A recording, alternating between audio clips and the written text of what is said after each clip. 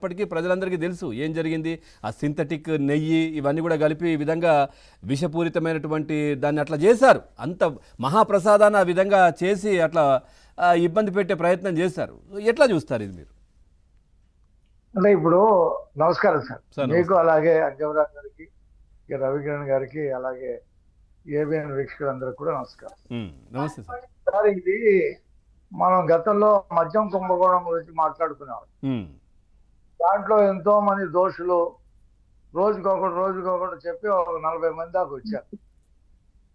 ఇక అంతకు మించిన కుంభకోణంలో ఇది అంటే అమౌంట్ 230 కోట్లు అవ్వచ్చు, కానీ దాని విలువ చాలా పెద్దదండి. ఎందుకంటే కోట్లాది మంది భక్తుల మనోభావాలు దెబ్బతీశారు.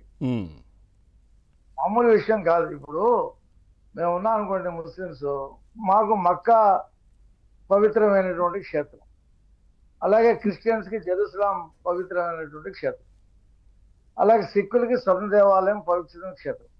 హిందువులందరికీ అదే స్థాయిలో తిరుమల తిరుపతి అంటే అంత పవిత్రంగా, అంత భక్తితో వాళ్ళందరూ కూడా సందర్శిస్తారు. దేశ విదేశాల నుంచి హిందువులు తిరుమల తిరుపతి వస్తారు. అలాంటి పవిత్రమైనటువంటి దేవాలయంలో అవినీతి చేద్దాం, ఒక నకిలీ నెయ్యిని తీసుకొచ్చి మనం లడ్డూలు తయారు చేసి భక్తుల్ని మోసం చేద్దాం అనేటువంటి సంకల్పం ఉంది చూసారా, దాన్ని మనం చాలా సీరియస్గా తీసుకోవాలి. సరే, డబ్బులు 230 కోట్లు అది ఎవరి జేబుల్లోకి వెళ్ళి ఏంటంటే బయటకు వస్తాయి. విజయవాడ దాకా వచ్చిన డబ్బులు ఆ తర్వాత ఎక్కడికి వెళ్ళిందో తెలుస్తుంది కదా, ఈడీ రంగప్రవేశం చేసిందిగా. కానీ ఇక్కడ విషయం ఏంటంటే 300 సంవత్సరాలకు పైగా ఈ తిరుమల తిరుపతిలో ఈ లడ్డూ ప్రసాదాన్ని భక్తులకు పంచిపెట్టడం జరుగుతుంది, అక్కడ తయారు చేయడం జరుగుతుంది. కొన్నాళ్ల పాటు నిజాం నవాబులు కూడా ఆ తిరుపతి ప్రాంతాన్ని, రాయలసీమ ప్రాంతాన్ని పరిపాలన చేశారు. వాళ్ళు కూడా ఎప్పుడు దాంట్లో ఏలు పెట్టలేదు. అది హిందువులకి ఆరాధ్యమైనటువంటి దేవుడు, వాళ్ళకి సంబంధించినటువంటిది, మనం ఎందుకు దాంట్లో ఏలు పెట్టాలని చెప్పి ఆ పాలకులు కూడా ఎక్కడెక్కడ పెట్టాల. మనకు స్వాతంత్రం వచ్చి 70 సంవత్సరాలు అయినా అంతకుముందు ఉన్నటువంటి ప్రభుత్వాలు ఏవి కూడా ఆ తిరుమల తిరుపతి దేవస్థానంలో ఏలు పెట్టాల.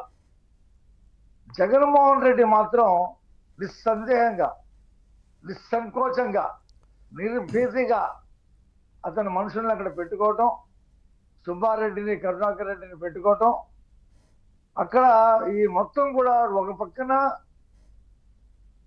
పరకామణి చోరీ, పంచెలో జేబులు పెట్టుకొని ఒకడు రవికుమార్ అనేవాడు $100 కోట్లు ఆడు దొంగలించేస్తారు. పంచాయతీ పెట్టి వాళ్ళు సెటిల్ చేసుకుంటారు. రెండోది, అసలు చుక్క పాలు లేకుండా నెయ్యి తయారు చేయటం, చుక్క నెయ్యి లేకుండా లడ్డూలు తయారు చేయటం, ఇది విస్తు కలిపేటువంటి అంశం అన్నమాట. అది క్లియర్ కట్గా బయటకు వచ్చింది. అది సుబ్బారెడ్డి చెప్తూనే ఉన్నాడు. అయినప్పటికీ కూడా జగన్మోహన్ రెడ్డి అండుకో ఎంతసేపు ఇందులో యానిమల్ ఫ్యాట్ లేదు, వెజిటేరియన్ నాన్ వెజిటేరియన్ అంటాడు. నేను మెడ్రాస్లో నాన్ వెజిటేరియన్ కలవలేదంటే అసలు ఏం మాట్లాడుతున్నాడో ఏంటో అతనికే తెలియదు. నాన్ వెజిటేరియన్ కి ఫ్యాట్ కి కూడా తేడా తెలియనటువంటి పరిస్థితిలో ఉన్నాడు. కాబట్టి అతను వాళ్ళు అడుగుతాడు, ప్రెస్ వాళ్ళని అడుగుతారు, ఏంటి చెప్పండి, అదేంటి నాన్ వెజిటేరియన్ కాకపోతే ఏంటి చెప్పండి అంటే, ఎవరో అది యానిమల్ ఫ్యాట్ అని అందిస్తే యానిమల్ ఫ్యాట్ అంటున్నాడు. అంటే కంగారు పడిపోతా ఉన్నాడు. ఎందుకని 180% ఓట్లు హిందూ సమాజం నుంచి వచ్చేటువంటి ఓట్లే. మిగతా అన్ని కూడా మైనారిటీస్, క్రిస్టియన్స్ వాళ్ళు ఉంటారు, లేదా 70% వేసుకోండి. ఈ ఓటు బ్యాంక్ అంతా కూడా నాకు చెల్లా చెదరైపోద్ది అనేటువంటి ఆందోళన అతనికి కనిపిస్తా ఉంది. 30 సంవత్సరాల పాటు నేనే ఉంటాను, ఏం జరిగినా సరే అది పైకి రాకుండా తొక్కి పెట్టేయవచ్చు, భయపెట్టేయవచ్చు, ఆ సిఐని ఎలా చంపారో అలా ఎదురు తిరిగితే అలా చంపేయవచ్చు అనేటువంటి ఉద్దేశంతో అతను ఇంత ఘోరానికి, ఇంత మహా అపచారానికి ఒడిగట్టాడు. ఇవాళ సిట్టు రంగప్రవేశం చేసిన తర్వాత మొత్తం కూడా కథ బయటకు వస్తుంది.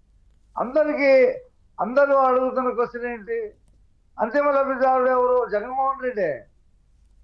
సుబ్బారెడ్డి మొత్తం తీసుకోవడానికి జగన్మోహన్ రెడ్డి ఒప్పుకుంటాడా? ధర్మారెడ్డి, సుబ్బారెడ్డి, కరుణాకర్ రెడ్డి వీళ్ళు పావలాలో వాళ్ళు వాటాలు తీసుకోవాలా? ముప్పావలా అతని ఇంటికి రావాల్సిందే. అతని ఆదేశాలు లేకుండా సుబ్బారెడ్డి అనేవాడు, కరుణాకర్ రెడ్డి అనేవాడు ఇంత పెద్ద కుంభకోణం, ఇన్ని కోట్ల మంది ప్రజల మనోభావాలు దెబ్బతీసే ప్రక్రియ చేపడతాడా? గో హెడ్, అది చేయడం కోసమే మిమ్మల్ని పెట్టా నేను అని అతను చెప్పాడు కాబట్టే వాళ్ళు అలాగ ధైర్యంగా రైట్, ఓకే. చేయగలిగి. ఇప్పుడు ఈ నివేదిక కూడా సార్ అసమగ్రంగా ఉంది. నివేదిక పూర్తిగా లేదు. సుబ్బారెడ్డి పేరు లేదు, ధర్మారెడ్డి పేరు లేదు, కరుణాకర్ రెడ్డి పేరు లేదు, చెవిరెడ్డి పేరు లేదు. ఆ చెవిరెడ్డి, కరుణాకర్ రెడ్డి పర్చేజ్ కమిటీలో మెంబర్స్ కింద వాళ్ళు కూర్చొని నిర్ణయాలు తీసుకున్నారు. వాళ్ళని విచారించింది లేదు. ఎన్డీటీపీ ల్యాబ్ చెప్పినట్టు మీరు ఏ ప్రాతిపదికన చెప్పారు ఏంటనేది చెప్పి ఈ సిట్ అధికారులు అక్కడ అడిగింది లేదు. Right sir. సిఎఫ్టీ అంటే ఒక పక్కన నివేదిక పూర్తిగా లేకపోయినా సింహభాగం అందులో జరిగినటువంటి అవినీతిని, అపచారాన్ని మాత్రం అది ఎండగట్టింది. దాన్ని బయటికి రాకుండా ఉండటం కోసం నానా తిప్పలు పడతా ఉన్నారు. జంతుగో అంటారు, కలవలేదంటారు, క్లీన్ చిట్ ఇచ్చిందంటారు. మరి దాని సంగతి ఏంటయ్యా? నకిలీ నెయ్యి సంగతి అంటే అది కోర్టు తెలుస్తుంది అంటారు. కాబట్టి ఇది హిందూ భక్తుల మనోభావాన్ని దెబ్బతీసింది. ఇది వాళ్ళ దగ్గరికి వెళ్తుంది ఈ అంశం రోజు రోజుకి. ఖచ్చితంగా వాళ్ళు కర్రు కాల్చి వాత పెట్టే రోజు ఎంతో దూరంలో లేదు. ఏదైతే ముఖ్యమంత్రి గారు ఏకసభ్య కమిషన్ వేశారో ఫర్దర్ ఏం చేయాలనేది ఆ కమిషన్ చూద్దాం సార్. సుబ్బారెడ్డిని, ధర్మారెడ్డిని వాళ్ళందరినీ కూడా విచారించి అంతిమ లబ్ధిదారుని ఎవరు ఈ డబ్బు ఎక్కడికి వెళ్ళింది అనేది నిగ్గు తేల్చేటువంటి సమయం కూడా తొందరలోనే ఉందని చెప్పి తెలియజేస్తారు. Right sir. మన బీజేపీ